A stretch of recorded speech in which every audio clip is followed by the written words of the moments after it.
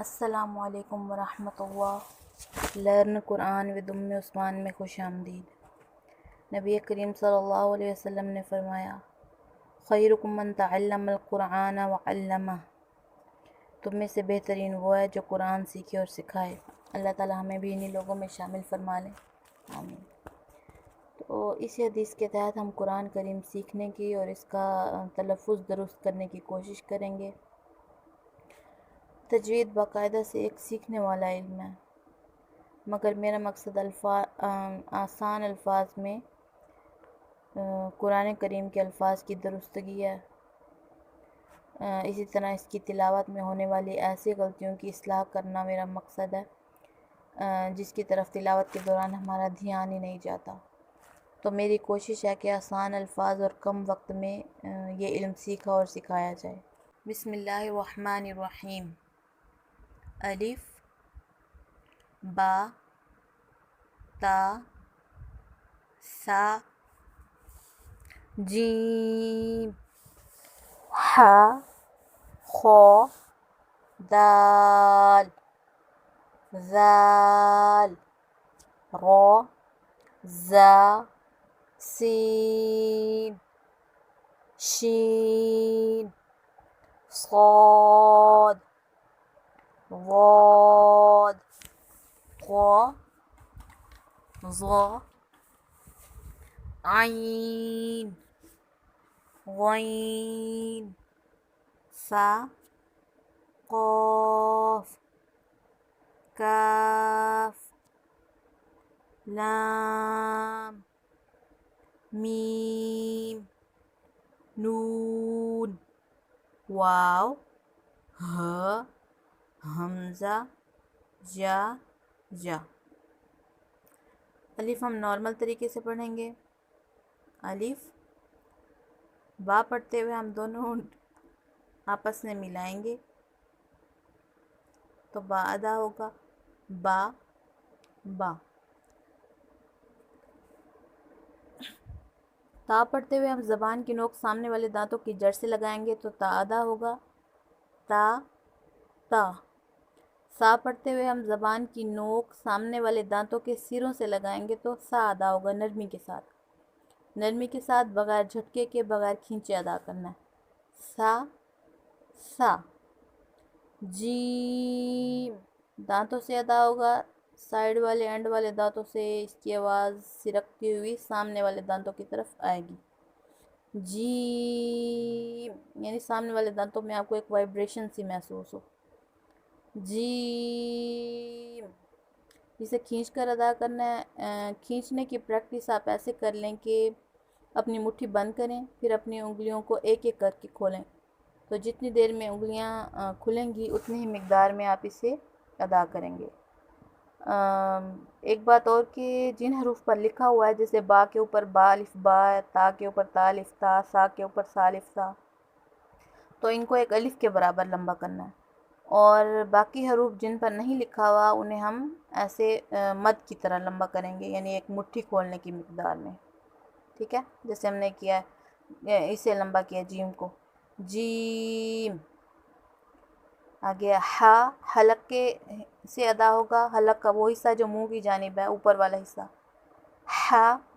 اس کی ادائیگی کا آسان طریقہ یہ ہے کہ جیسے ہم سانس باہر نکالتے ہیں تو اسی سانس کی آواز میں اسے باہر لے کر آئیں۔ پہلے آپ خالی سانس نکالیں اور اسی ہا کی آواز میں ہا کو باہر لے کر آئیں، ہا ہا ہا۔ خو، خو بھی حلق کے اوپر والے حصے سے ہی ادا ہوگا لیکن اسے پر کر کے پڑھیں گے، خو خو۔ دال، جیسے ہم نے تا کو ادا کیا ہے، زبان کی نوک سامنے والے دانتوں کی جڑ سے لگائی ہے، تو اسی طریقے سے دال میں بھی زبان کی نوک سامنے والے دانتوں کی جڑ سے لگائیں گے، دال دال۔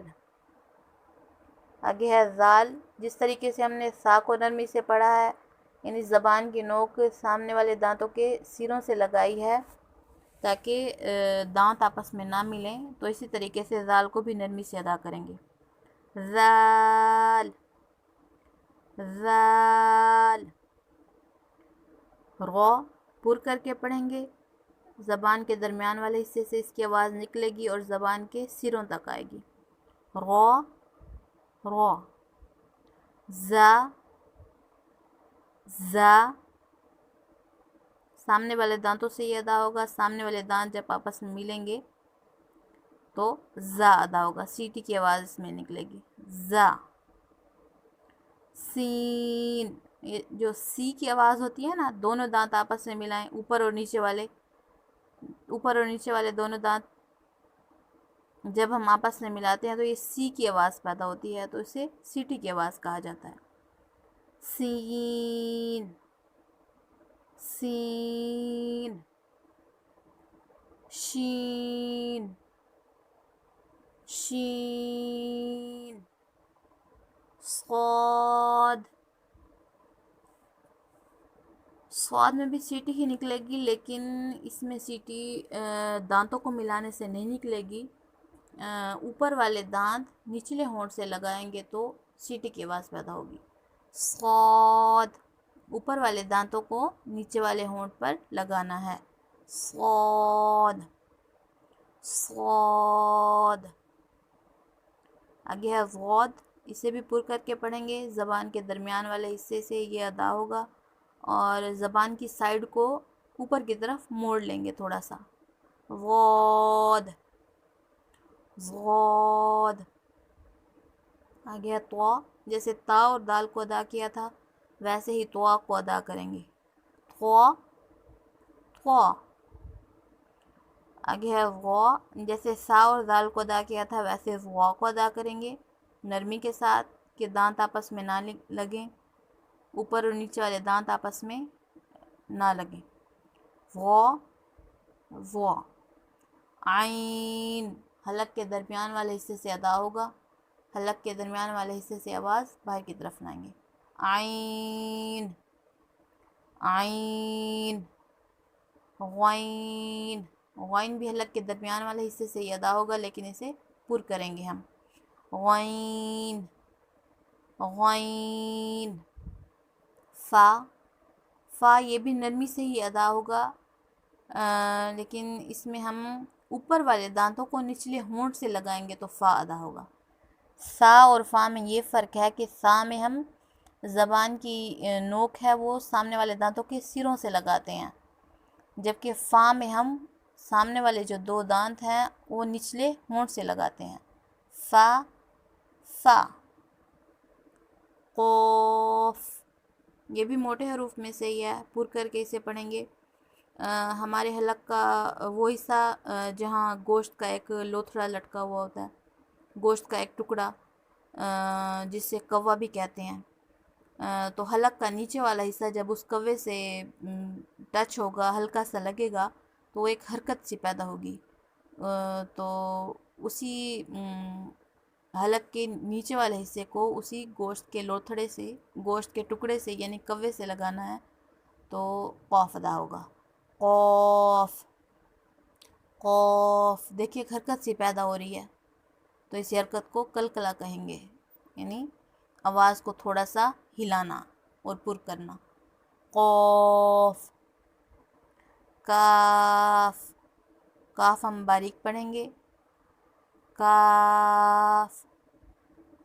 لام، لام بھی جیسے ہم نارمل بولتے ہیں ویسے ہی ادا کریں گے، لام۔ میم، میم کی آواز جو ہے ہم ناک سے نکالیں گے اور اس کی ادائیگی کے وقت دونوں ہونٹ آپس میں مل جائیں گے تو آواز آٹومیٹکلی ناک میں ہی چلی جائے گی، میم میم۔ نون، نون کی آواز بھی ناک سے ہی نکلے گی لیکن اس میں ہم ہونٹوں کو بند نہیں کریں گے، نون نون۔ واو میں ہم ہونٹوں کو گول کریں گے، واو واو، جیسے ہم انگلش میں بولتے ہیں واو، تو اسی آواز میں ہم نے اس واو کو نکالنا ہے، واو ہونٹوں کو گول کر لینا، ہا ہا جو ہے حلق کے اینڈ والے حصے سے ادا ہوگا، یعنی حلق کا وہ حصہ جو سینے کی جانب ہے۔ اس کی مثال یوں سمجھ لیں جیسے ہمیں شدید قسم کی کھانسی ہوتی ہے، ہم کھانستے ہیں تو کھچاؤ سینے میں محسوس ہوتا ہے، تو حلق کا وہ والا حصہ جو سینے کی جانب ہے اسی سے ہی یہ ہا ادا ہوگا۔ ہا، ہا، حمزہ بھی وہیں سے ہی ادا ہوگا، حلق کے آخری حصے سے۔ حمزہ، حمزہ، ہا، حمزہ، جا، جا، یہ بھی نارملی ادا ہوں گے جیسے ہم بولتے ہیں۔ تو ایک دفعہ اسے ہم الٹا پڑھتے ہیں تاکہ ہم دیکھیں ہمارے تلفظ جو ہے وہ کس حد تک درست ہوا ہے۔ جا، جا، حمزہ، ہا، واو، نون، میم، لام، کاف، قاف، فا، غین، عین، ضا، طا، ضاد، صاد، شین، سین، زا، را، ذال، دال، خا، حا، جیم، سا، تا، با، الف۔ امید ہے آپ لوگوں کو اچھے طریقے سے سمجھ آ گئی ہوگی۔ تو اینڈ میں دعا کریں، اللہم اجعل القرآن ربیع قلبی ونور صدری وذہاب ہمی وجلاء حزنی۔